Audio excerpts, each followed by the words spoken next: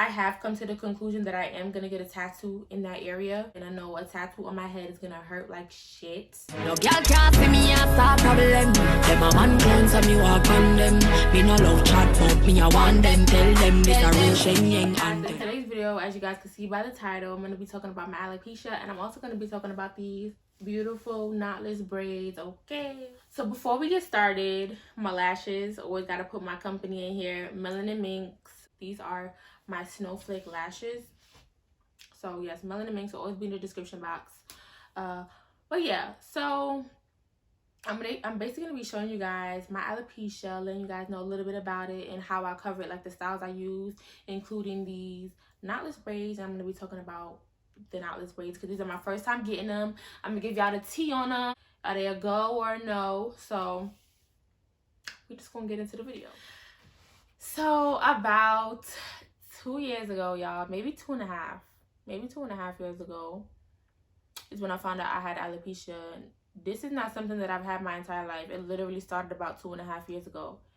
So a while back, even before 2 years ago, I would get like small little round bald spots only at the back of my head. That's what my alopecia is, by the way. I'll show you guys in a second. But I would get these small bald spots only at the back of my head. And I used to be like, what's going on? So I don't know. I always thought maybe it was like the type of hairstyles I was getting at the time, what I was putting in my hair. So I would always switch stuff up, do stuff differently, and then it would go back. So I would think whatever I did worked. But then it will always come back again. The bald spot will always come back again. And I'm like, what the hell? But then it will always regrow. So I didn't think anything of it, which I really should have, but I really did not think anything of it, y'all. When I moved to Atlanta, I've been in Atlanta maybe 3 years now. It's about 3 years now, and that's when it started to get worse. So at that point, the alopecia started spreading. It didn't go back, it just started spreading from a small bald spot to a big area, okay? So that's when my aunt, she's a hairdresser, she was like, at this point, you need to go to a specialist, because my aunt had alopecia as well, but hers completely grew back. So she did her thing with that one. Hers completely grew back. But she was like, you need to go to the specialist that I went to. So when I went to the specialist, she basically told me what type of alopecia she thinks I have, or what type of alopecia I have. She told me what type of alopecia I have, and there's different types of alopecia, but she said I have alopecia areata.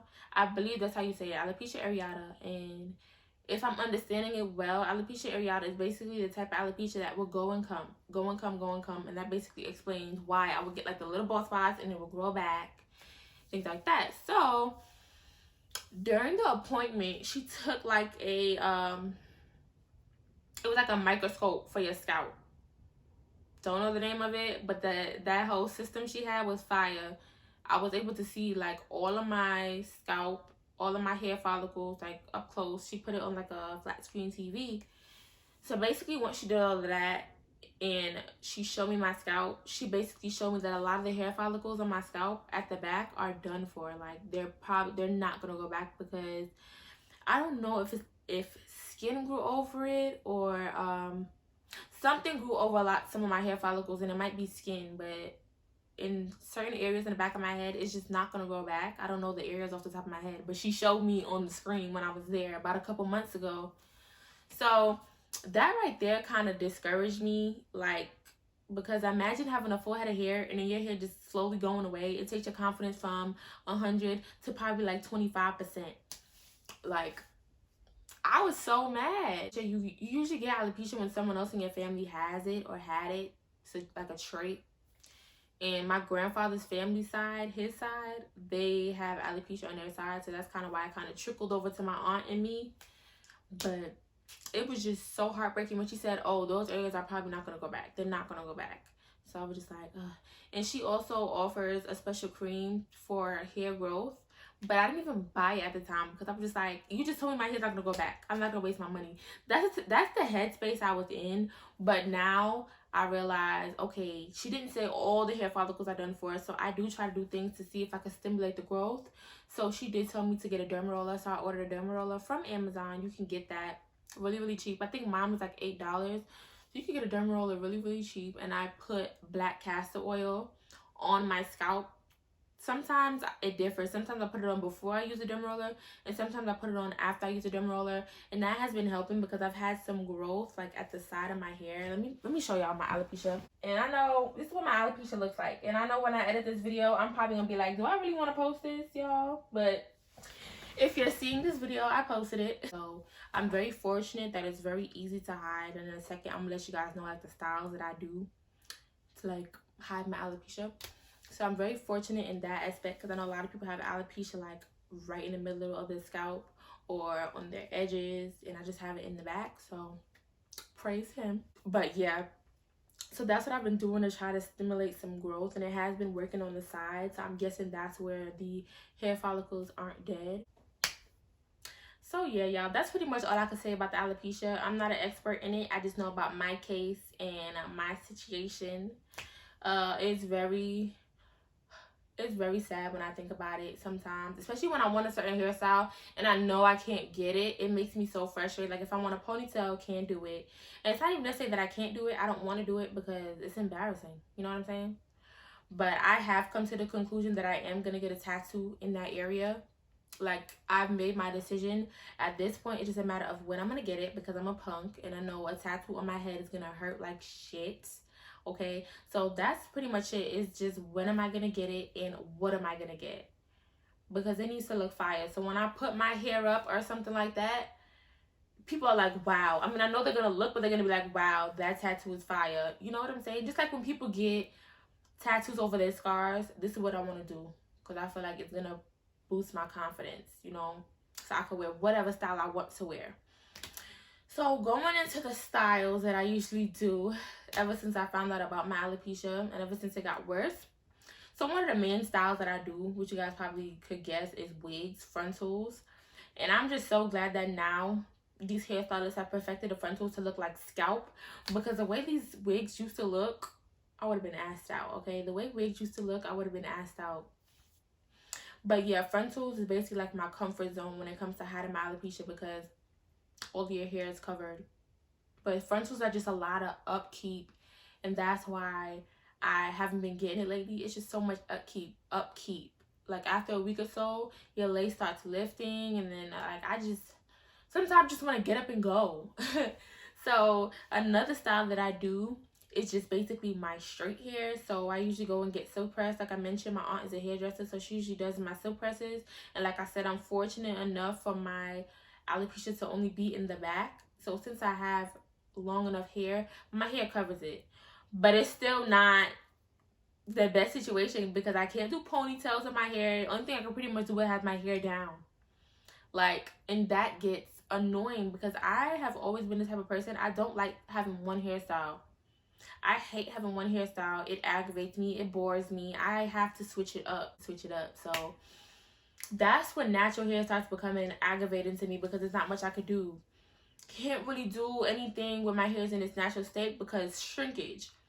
And you're going to be able to see my bald spot. And like I said, I'm uncomfortable. Can't do shrinkage. Can't do ponytails. Like my nice little shirt right here, Melanin Minx, if y'all want to cop. But like, I can't do ponytails because I'm embarrassed. I do not want that part of my hair showing. So it's just like, damn. Like, yeah, there's certain things I could do, but it's not a variety at all.